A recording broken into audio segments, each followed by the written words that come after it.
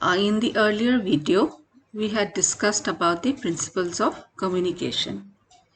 We will now carry on with understanding what is a target audience and what are the different communication platforms that we have.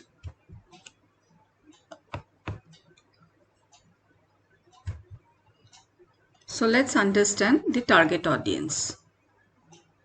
A target audience is the demographic of people most likely to be interested in your product or service. And the target audience is the intended audience or readership of a publication, advertisement, or any other message. Therefore, it is very important for you to identify who is your target audience. And accordingly, after researching your audience, you must tailor the message so that your audience understands it properly and also try to match their expectation. We use different platforms for communicating.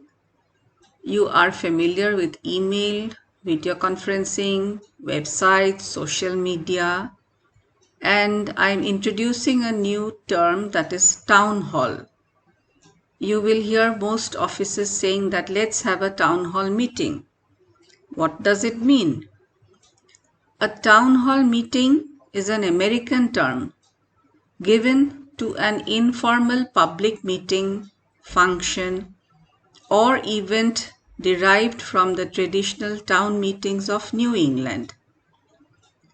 Typically, such meetings are open to everybody in a town community and held at the local municipal building. Attendees generally present ideas, voice their opinions, ask questions of public figures, elected officials, or political candidates at the town hall. So this is a definition. But in the organization, when we say let's do a town hall, it means that we are going to have an informal meeting where we will solicit ideas from all the employees present out there. We will also let them ask questions to the authorities, and this is all done in a friendly and informal manner.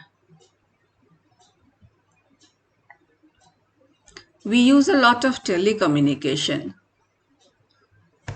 The telephone and the voicemail. You are familiar with the telephone. Do you know what a voicemail is? It is when you are unable to connect with the receiver or your receiver is not able to pick up your phone, then it is transferred to a voicemail service and your message is recorded out there. So telephone and voicemail, they are both real-time communication. And like I said, in case of unavailability, the voicemail service can record the messages.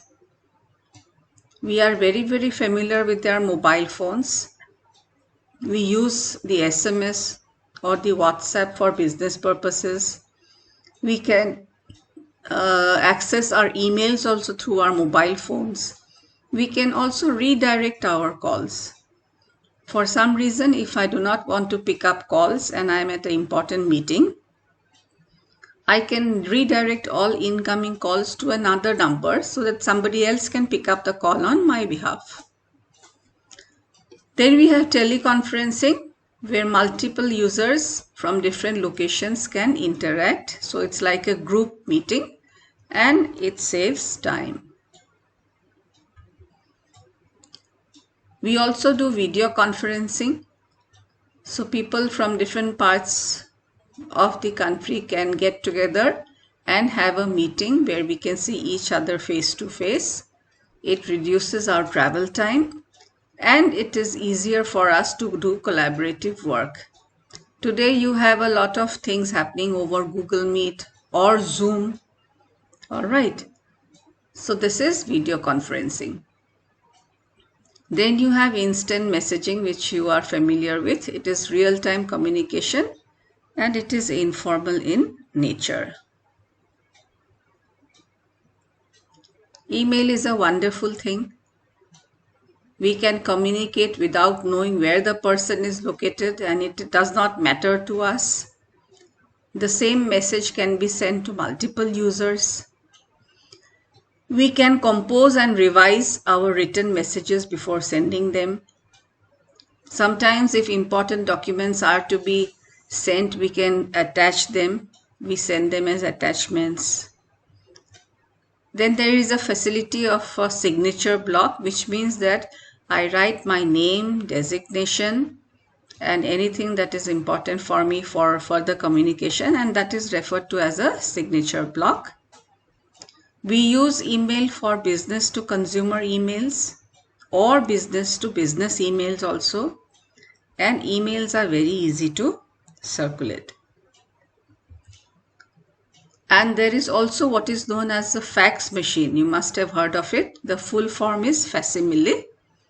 So what this machine does, it scans the printed page, converts it into a signal, and transmits the signal over a telephone line to the receiving fax machine. And this also cuts across time zones and international boundaries. So we have seen that there are different means of telecommunication. Finally, we have websites and the internet. The website is an electronic brochure. It gives you information about the organization. Additionally, it can be used as a gateway to other sites. For example, if you log into the Tezpur University site, you can get a place by which you can visit the UGC website. Okay, so that's a gateway. And when you paid your fees online, so we used it for transactions also. Or when you do online shopping, no, that is used for transactions. That is a payment gateway. Then internet is the World Wide Web, and it is the network of networks. It provides connectivity among different organizations, and it is very useful for business to customer and business to business communications. So this was about target audience and the different platforms that are available. Thank you very much.